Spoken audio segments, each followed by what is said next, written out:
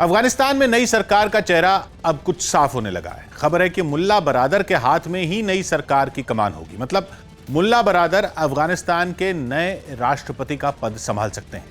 हालांकि वो राष्ट्रपति ही होंगे या पद कोई और होगा, ये तो अब तक साफ नहीं है, क्योंकि आधिकारिक तौर पर अभी तक तालिबान ने यह ऐलान नहीं किया है कि नई सरकार कैसी होगी। लेकिन इतना जरूर तय है कि सरकार का चेहरा मुल्ला बरादर होंगे।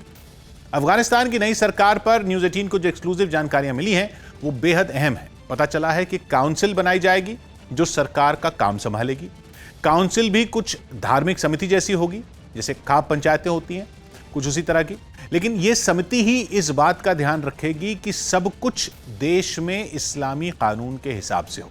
और फिर तालिबान का तो मकसद ही यह था कि अफगानिस्तान को शरिया कानून के हिसाब से चलाया जाए। अहम बात यह कि सरकार में 80% लोग वही होंगे जो दोहा में तालिबान का राजनीतिक दफ्तर संभाल रहे थे। इसे दूसरी तरह से कह लीजिए तो मतलब यह है कि तालिबान का एक धड़ा तो उन लड़ाकों का है जो अफगानिस्तान में अमेरिकी फौज से लोहा ले रहा था, और दूसरा धड़ा वो है जो अफगानिस्तान से बाहर दोहा में बैठकर तालिबान का सियासी दफ्तर संभाल रहा था। तो सरकार में ज्यादा भागीदारी लड़ाकों की नहीं होगी, बल्कि वो उस दूसरे वाले गुट की होगी जो दोहा से काम कर रहे थे। न्यूज़ 18 ने एक अहम जानकारी पहले ही दे दी थी कि शेर मोहम्मद स्तानिकज़ई को अफगानिस्तान का नया विदेश मंत्री बनाया जा सकता है। इस खबर पर भी सूत्रों ने फिर से मोहर लगाई है। इसके अलावा एक अहम खबर यह है कि हक्कानी नेटवर्क से जुड़े लोगों की भागीदारी अफगानिस्तान की नई सरकार में 50% हो सकती है। मतलब बिल्कुल आधा हिस्सा। हक्कानी नेटवर्क के बारे में एक लाइन में आपको समझाएं तो यह भी तालिबान की तरह एक आतंकी संगठन है जिसकी जड़ें पाकिस्तान से जुड़ी और बरसों तक लड़ी गई अफगानिस्तान की इस जंग में तालिबान के साथ हक्कानी नेटवर्क भी पूरी तरह साथ रहा, जबकि पाकिस्तान की सेना और खुफिया एजेंसी के अफसरों का भी हक्कानी नेटवर्क के साथ हमेशा से तगड़ा गठजोड़ रहा है। मतलब पाकिस्तान हक्कानी नेटवर्क के जरिए अफगानिस्तान में बड़े बड़े खेल करता रहा, और अगर हक्कानी नेटवर्क की ताकत बढ़ती है, जैसी कि खबरें भी मिल रही हैं, तो पाकिस्तान के नजरिए से यह खबर बेहद अहम है। जानकारी यह भी मिल रही है कि नई सरकार कैसे काम करेगी, अफगानिस्तान इस नए दौर में कैसे चलेगा, नियम कायदे क्या होंगे, इस पर भी तेजी से काम शुरू किया गया है और एक संविधान बनाया जा रहा है। मतलब ठीक वैसे ही जैसे भारत आजाद हुआ था 1947 में और अगले 2.5 साल तक संविधान बनाने का काम हुआ था, उसी तरह अब अफगानिस्तान को चलाने के लिए भी तालिबान एक नया संविधान बनाएंगे और फिर उस संविधान के जरिए यह पता चलेगा कि नया अफगानिस्तान कैसा होगा। तालिबान के अफगानिस्तान में किसके पास कितनी ताकत होगी और कितनी जिम्मेदारी होगी। लेकिन एक बात तय हो गई है कि मुल्ला बरादर के हाथ में नए अफगानिस्तान की कमान होगी। तो सवाल यह है कि आखिर ये मुल्ला बरादर है कौन? तो मुल्ला बरादर इस वक्त दोहा में है और पिछले कुछ महीनों से दोहा से तालिबान का जो भी कामकाज हो रहा था वो मुल्ला बरादर के जरिए ही हो रहा था। तालिबान का पूरा राजनीतिक कामकाज मुल्ला बरादर ही देखा। मुल्ला बरादर का पूरा नाम है मुल्ला अब्दुल गनी बरादर। तालिबान की स्थापना करने वालों में शामिल बरादर है। उम्र है करीब 53 साल।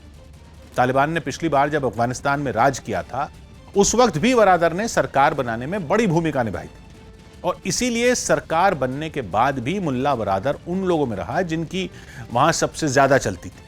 लेकिन 2001 में जब 9/11 का हमला हुआ तो अफगानिस्तान की ही नहीं, अब्दुल गनी बरादर की भी तकदीर ने करवट ली। अफगानिस्तान पर अमेरिका ने हमला किया, तालिबान के साथ जंग शुरू हो गई, और उसी वक्त अब्दुल गनी बरादर यानी मुल्ला बरादर अफगानिस्तान छोड़कर पाकिस्तान में छुप गए। बताया जाता है कि 2010 तक वो पाकिस्तान में ठिकाने बदलता रहा, लेकिन 2010 के बाद पाकिस्तान ने उसे जेल में डाल दिया। पाकिस्तान ने 2010 में मुल्ला बरादर को जेल में क्यों डाला, इसकी भी कहानी दिलचस्प है। कहा जाता है कि उस वक्त मुल्ला बरादर गुपचुप तरीके से अफगानिस्तान की सरकार से बातचीत में लगा था। तालिबान की तरफ से सरकार के साथ समझौते की कोशिशें चलने लगी थी, और अफगानिस्तान में शांति हो जाए यह बात पाकिस्तान को तो कभी पसंद आई ही नहीं।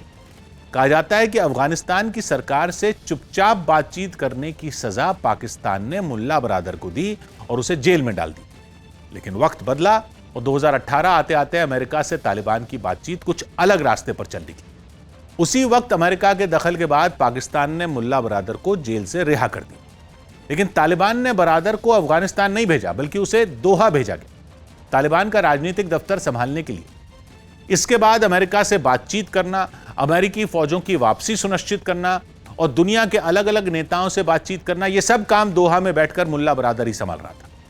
लेकिन अब मुल्ला बरादर के हाथ में अगर ताकत आती है तो यह खबर भारत के लिए कुछ अच्छे संकेत वाली नहीं है, क्योंकि अभी तक तो भारत की चिंता यही है कि अफगानिस्तान की धरती का इस्तेमाल आतंकी भारत के खिलाफ न कर पाए। लेकिन अगर अब्दुल गनी बरादर के हाथ में अफगानिस्तान जाता है तो वहां पाकिस्तान का दखल और दबदबा दोनों बढ़ सकते हैं।